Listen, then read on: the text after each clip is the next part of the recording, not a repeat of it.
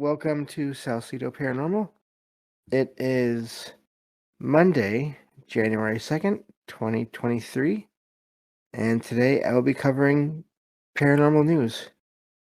As always, you can find all the episodes of the show along with links to social media and other ways to contact me at the podcast page, and that is salcedoparanormal.podbean.com.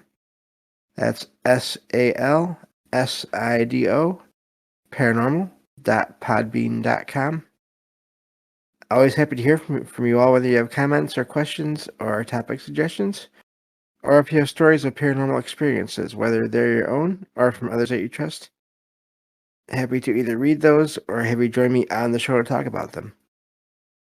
And I have a few stories here for today. I've already put them in the chat, and I will, of course, include them in the episode description on the podcast and YouTube feed. And we'll go from there. Thank you all for being here. Again, whether you listen to the live stream or you listen to the podcast or YouTube feeds, I always appreciate that. And looking forward to continuing the show in this new year. So I have 3 stories for tonight. And it's sort of a mix this time of stories. So I'm happy about that. It is fun when you find news stories and they're all in the same category, but it's also fun when they're when it's a mix like what we have here today. So and I put them in the chat already, so you all can check them out because of course I don't read the entire article. I just summarize it and let you all check it out on your own for the details. So this first one is from mirror.co.uk, and the title of this one is Mystery of Crashed Baltic Sea Anomaly in Sea, from UFO to Nazi bunker theory. I'd heard of the Baltic Sea anomaly, but I'd never really looked into it before. But apparently it's the structure that's at the bottom of the sea, located between Sweden and Finland. And apparently the theories behind it they range from crashed UFO to basically a bunker, World War II bunker, even to an underwater Stonehenge, which is also amazing. And I always wonder about these, basically just what's under the water that we have little to no idea about. Apparently this was discovered in June of 2011. And so there were images that came back basically that showed clear lines and striations across the surface, it says in the article here, that seem to resemble the layout of hallways and rooms. And then behind that there was a 1,000-foot long, and they have this in quotation marks, runway that had been flattened, which seemed to show that the object had basically slid down this decline, I guess, to where it is now. And so there's some pictures in this article that are really amazing. It even looks like at one point there's a series of stairs or steps and a dome-shaped section sticking out from the rest of the body of the whatever it is that's down there. And so let's see here. It says that the divers thought there could be tunnels or passages beneath the surface of the object. And they said that, now apparently these divers said that when the ship that they came from, this Ocean X ship, tried to take some high quality images of what was there, the they their sensor photographic equipment failed while they were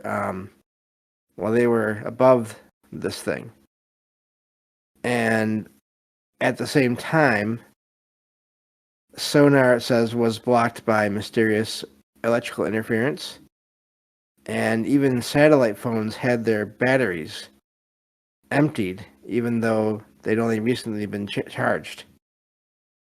And again, this goes back to something that you hear about in UFO and even in ghost and haunting kind of situations, where something happens and drains and or interferes with technology, the energy and technology. So, um, really just amazing uh, thing that happened here. Of course, they have an explanation here. Says that there's a possible logical explanation. They say that it doesn't seem likely that a life form from outer space built a ship. It says from stone and from materials found on Earth. So, which I can understand that, and I'm not even saying what this thing is. But the most interesting thing here is the energy manipulation or interference over this site. So, just a really neat article here, and it goes into other details. So, let you all check that out further, and including the images that they have here as well. So, that was the first article, and so yeah, I'm definitely going to be when I can. I always like to find a good 5 articles or more, but a lot of times that's just going to be three or four maybe. So, but again, it's neat that there's this mix of these articles. Yeah, cool energy connection. Yeah, I that's the part that always, because they're right in a way. I mean, it would be odd for a spaceship or whatever to be made of stone. But again, just even putting that aside, the way all their electronics were messed with and are drained, that's that's uh that's common in other kinds of encounters. So, but yeah, neat article there, and so that's the first one. The next one here is the UFO sighting, and I hope you all are doing well, and this sounds okay to you all, because I'm using the new microphone still, and so still getting used to it, getting used to talking towards the microphone, and I also figured out how to basically flip it so that the microphone itself is more at my level. So hopefully that will help as well. Basically, it has this swivel that you can have. It's like a hinge, and I had it one way, and I figured out I could flip it the other way so that the microphone itself is hanging down from the base, or from the mount, and but it's still in there, and I think it'll work better, because it's, like I said, it's closer to my height level. Before it was up there. I am not a tall person, so yeah, hopefully that works better. But anyway, so I have a UFO article here and a ghost sighting article here. So, like I said, a nice mix of articles tonight. And again, funny, I hadn't realized that, but I mean, again, both of those situations, UFOs and spirits or ghosts are said to drain electronics. Yeah, I really do like this microphone. It's I didn't know what to expect at all with it, so it's doing really well considering that I had no idea what I was getting into. So, okay, this next article is from, let's see here, uh, mitechnews.com.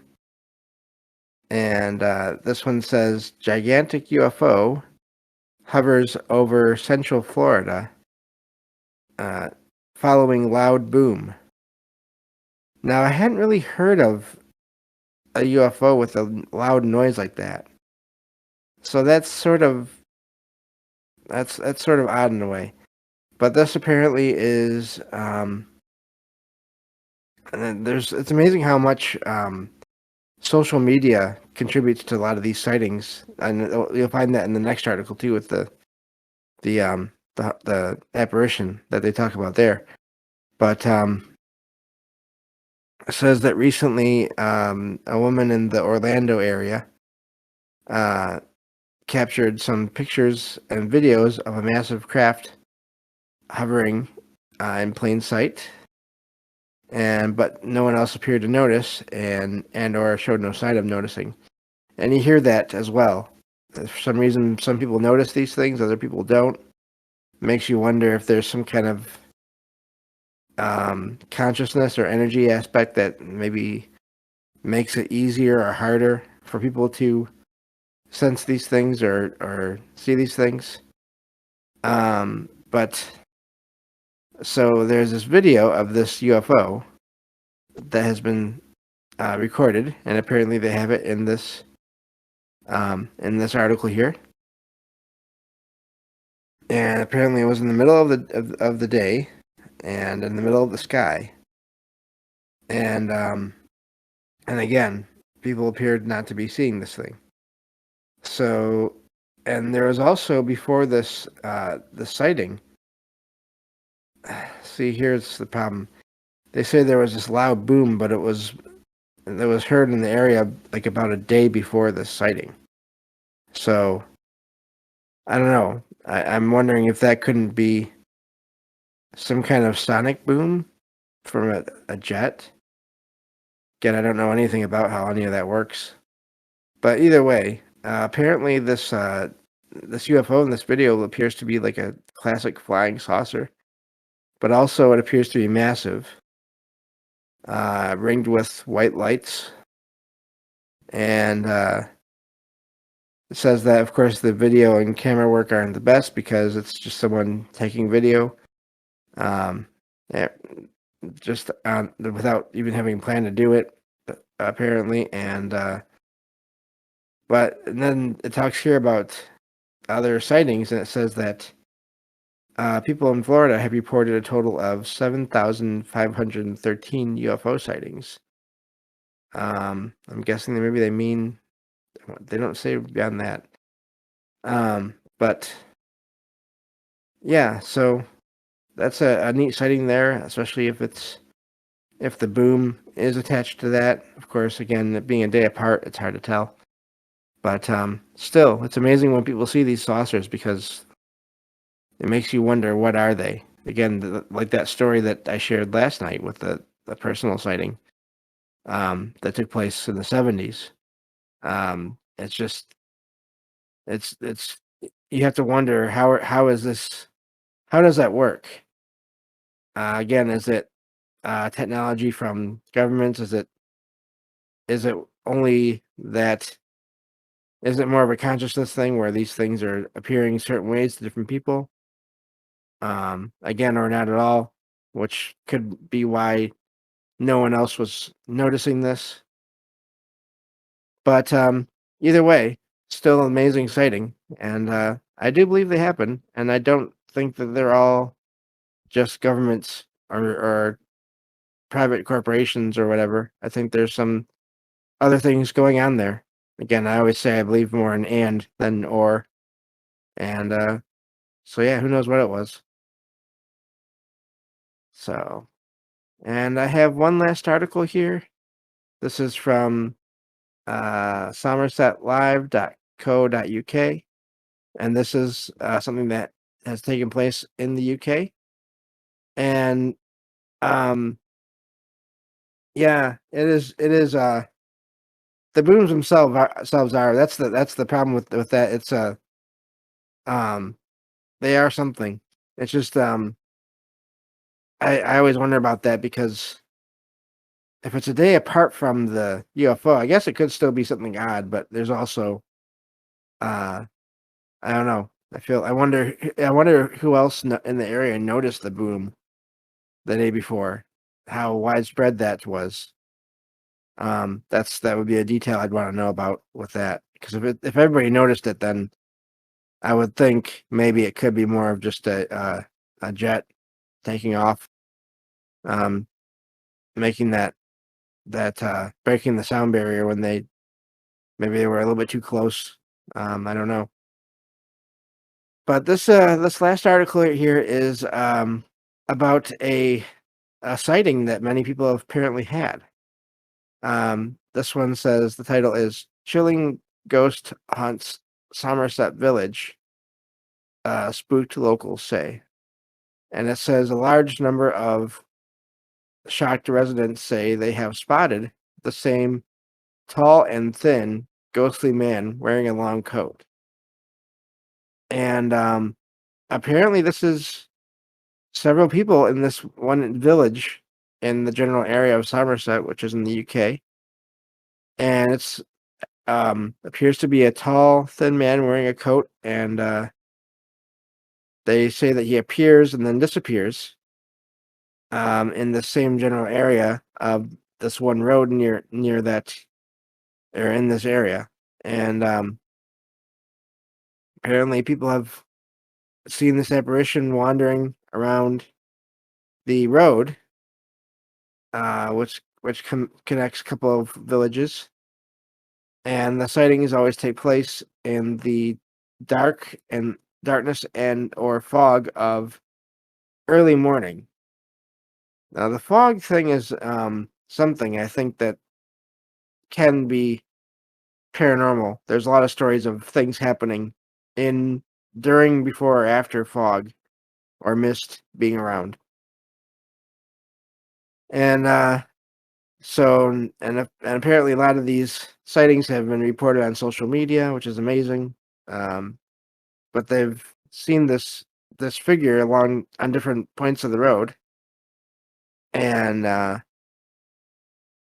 so it's basically become fairly well known in the area. Um, there's a local paranormal investigation group that believes it might be the spirit of a famous preacher in the area who was antiquarian and archaeologist. If I can talk, that'd be good. Who lived in the area, it says, during the 1800s. So that's pretty far back. Traveling between basically along that same area before he passed in the woods mm, um, in 1839. So and then other locals in the area have said that their area is thought to have once been a burial ground. So there's something that could be possibly contributing to things. Um, but yeah, so just multiple sightings of the same kind of figure uh, appearing and then vanishing, walking around, and so yeah, just these mass sightings are always amazing to me because of just people that are there, and then they have the sighting of the same kind of figure. Now, um,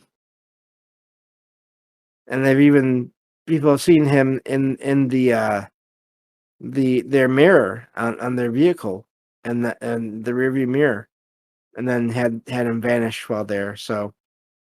Um, so yeah, just different sightings here, but of a similar figure.